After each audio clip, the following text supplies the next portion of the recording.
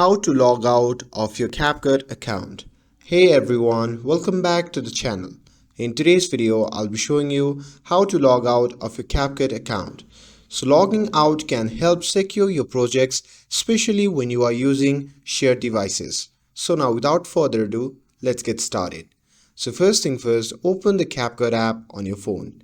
And once you are inside the app, simply tap on the profile icon shown in the bottom right corner of the screen. And here, once you are in your profile page, simply tap on the three dash icon shown in the top right corner of the screen. And once you tap on that, a pop-up menu will appear. From that menu, in the bottom you can see the option labeled as sign out. So simply tap on that.